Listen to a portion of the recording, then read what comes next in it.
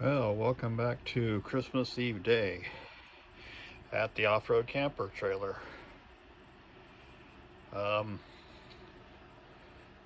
we are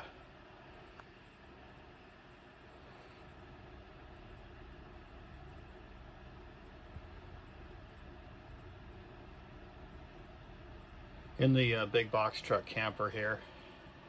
Um, it's really freaking cold. I've got the little electric heater plugged in to a generator outside under the truck because I don't have any shore power, and that thing, even though it's supposedly 500 watts on low power, it actually uses about 1500 watts according to my EcoFlow Delta 2 Max here. And I only have one extra battery right now. EcoFlow has yet to return the other extra battery that was defective. It's been about 3 months. I haven't heard anything yet. So I don't have enough battery capacity to run this heater, all day and all night. It's just not possible. So anyway, I was watching some YouTube videos and catching up on some social media stuff. I don't really have anything to do in it today, and it's too damn cold to do much of anything. So I did tidy up a little bit yesterday. So I figured I would give you a short walk around of this is the 1999 Ford E450 box camper, and it's a 4x4. Has a 7.3 liter Power Stroke diesel engine in it. I do have Habitat batteries. There's 3 deep cycle, I think there's 750 amp batteries in a box underneath the truck. However, they have stopped charging. Can't really figure out why, because there's power going to the isolator, and when the engine is running, there is power coming from the isolator into those batteries. However, at some point they stop charging. I'm not sure what's going on with that. I don't have the appropriate testing equipment. All I have is a test light. So I'm not really sure what's going on, but the batteries don't charge, so I can't run any 12 volt DC off those batteries, which I really need to do because I bought a diesel heater here. I'll show you. Right there, I got the VVOR all-in-one Bluetooth app, remote control heater there. I've also got this EcoFlow 500 watt battery charger, which I've yet to install because I thought it was a 900 and it's not. It's a 500, so I've been meaning to exchange it, but I just haven't got to it. So yeah, it's got the little EcoFlow there, but that requires 12 volt 10 amp outlet, and the 12 volt accessory plug in the cab, and the EcoFlow, and also the little Lion Energy right here. None of those have a 10 amp 12 volt outlet. So I've ordered some stuff. It's going to take, they're saying it could come anywhere between January 9th and January 20th, which means I am stuck in the metropolitan area waiting for that stuff to show up. Can't really go anywhere. But anyway, that's the I do have, I'm all set up right here. This is 12 volt power here, and this is good for up to 20 amp, I believe is what that breaker's for. No, it's an 80 amp breaker. So as long as I can get the batteries to charge, I can wire that diesel heater right up to this bus bar. I've even got I got a blank switch here I could use for power on off, and I could put the diesel heater underneath this step cover here in the entry step and cut a hole to vent it outside. And I did, when I ordered the parts for the diesel heater, I did get an exhaust pipe extension and the 90-degree elbows for the exhaust pipe, and I also got more of this output heater duct stuff. Like I said, it's going to take at least 2, probably 3 weeks to get it to me. So, but anyway, here's the truck. I had a minor issue with the Mr. Buddy heater. I finally got my adapter system for the big propane tank off the little trailer. This is off the off-road camper trailer because it has 2 of these tanks to run the Mr. Buddy heater. And I was doing that, and I had it going on and off for, I don't know, 3 days.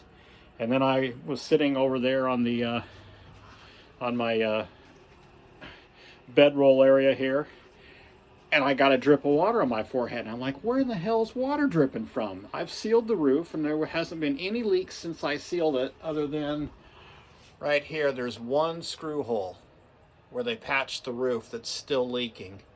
You can actually see the water right there.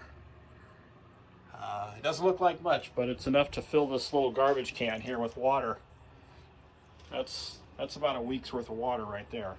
Of course, it's been pouring down rain, atmosphere, river going on up here in the Pacific Northwest. So anyway, I turned on the lights, and I'm like, where's that water coming? Looked up, and the entire ceiling from probably right about here on the door all the way to the back, and this whole wall and the back door wall were just covered with water vapor, just soaked.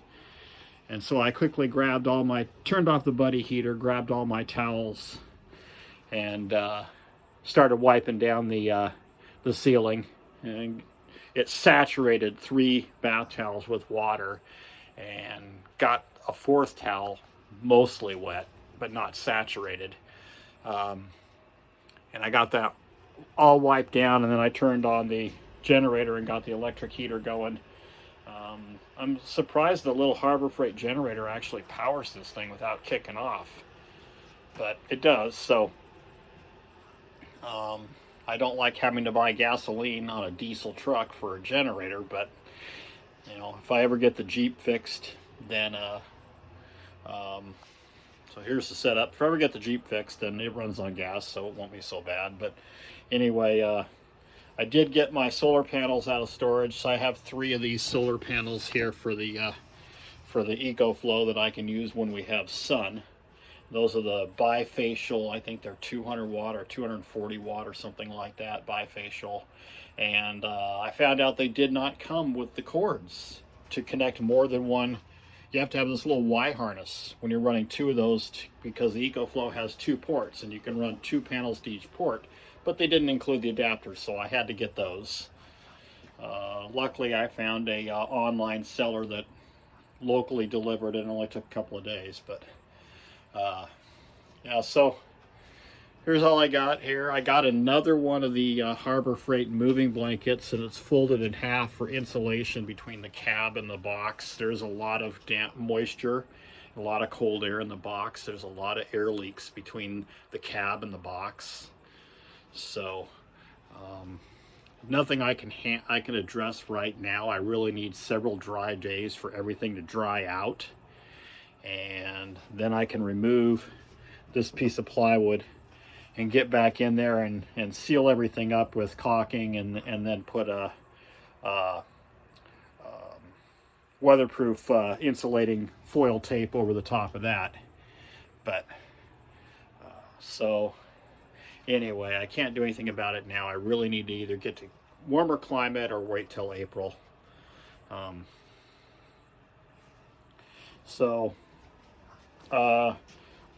Got the still using the Julco Gotta Go, and then of course I have a Camco cassette style toilet in the little trailer. But this has been working out since I stopped using the liquid waste buckets. The problem with the liquid waste buckets is the seal between the top portion of the toilet and the bucket leaks. And they've sent me extra seals, they've sent me some spacer gasket things, nothing works. And also, it's always open to air, so you can smell urine all the time. So I stopped using that. I went back to the typical, overlanding pee jars. I just use that for solid waste. And I am using the waste bags rather than composting. I tried the composting. I have 3 or 4 different solid waste buckets for that toilet. I got a cassette style one that they sent me when the first one, the solid waste clogged up in it, and I couldn't get it out of the bucket, so I had to trash it. And the elbow broke trying to get it out, the waste emptying elbow. So anyway, I've got one of those brand new in the box, and then I have 2 of the composting ones. And I originally planned on using those for compost, and I would switch them out because they do have a lid. But for me, in the type of situations that I camp in and living in, it's very difficult for me to find the composting material and then a place to dispose of it. But where using the bags is really simple. When the bags get full, I just tie them off, double bag them, and then I just drop them off at solid waste disposal for pets at most parks, and also for in the RV park, sometimes they'll have a solid waste disposal can. So it's real easy to deal with. And then I've still got the Set Power refrigerator. This is the what is this guy here? I think it's like 27 liters or something like this. This is their stainless steel single zone model. They also have a dual zone version of this, which I'd like to have, but I have 2 other refrigerators that work just fine, so there's no reason to buy another one. I do have the portable batteries for it. They're not charged right now because I'm having power issues, but those are what I use to run the refrigerators while I'm in transit. I can charge up the EcoFlows and everything while driving, and then I use those to power the refrigerators while moving. So anyway, so I've got my all my camp gear for the most part. I've got 6 front rotor boxes. I got this little portable microwave, which I'm actually using quite a bit. And I've got in the back there, I've got another suitcase, which is off-season clothing, solar panel. You can kind of see what's going on here. It's the same stuff that I've had in the little trailer for the last 5 years. It was in the Jayco trailer, the FL14, before it was in the Ibex off-road camper trailer. So nothing really earth-shaking or news here. I've just been kind of reorganizing everything. So I bought these blue Reliant water jugs. These are to use for shower water for the Julco hot tap, which is in that box, which I've taken it out of the box and looked at a few times, but still haven't used it. So then got water jugs. Those are new additions in the last year. The diesel heater, the rinse kit water jet cold water shower system is right there, which I actually use for washing dishes and washing my hands pretty much all the time.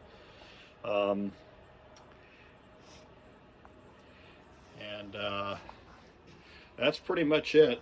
I've got up here, I've got the Coleman cooktop and all the empty propane cans for the 1 pound propane cans, and the propane hose, a bunch of cleaning supplies, cleaning supplies and soaps and detergents and that kind of stuff up there. The stand for the Starlink. The Starlink is up there somewhere. Just some miscellaneous stuff. So anyway, I'm going to lose battery soon, so I'll leave it here, but I figured it's the holidays and most people are sitting around trying to find something to do, so this is what I've got going. I've been pretty much hiding underneath my synthetic blanket in front of the electric heater all day. It's just so cold. I don't do well in the cold anyway, and I did splurge, and I bought myself some of those giant chocolate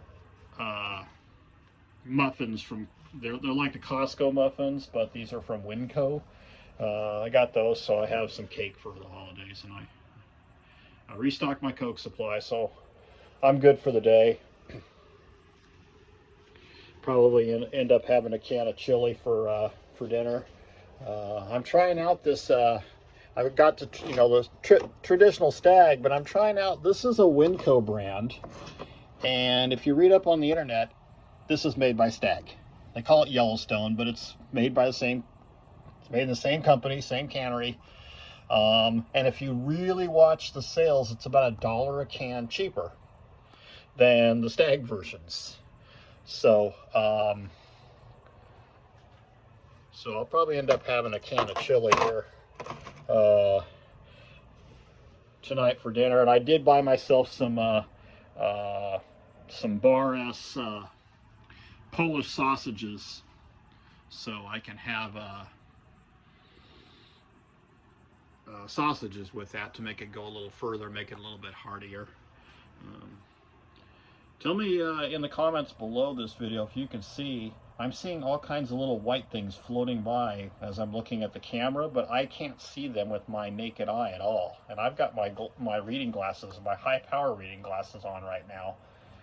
I'm not sure what that is. I don't know if that's the camera or if that's light, but comment below if you see those little white things flying. It almost looks like snowflakes inside the truck. It's kind of strange.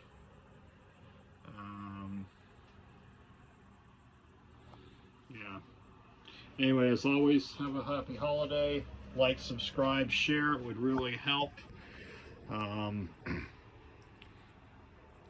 hopefully you guys are in a warmer environment with friends and family.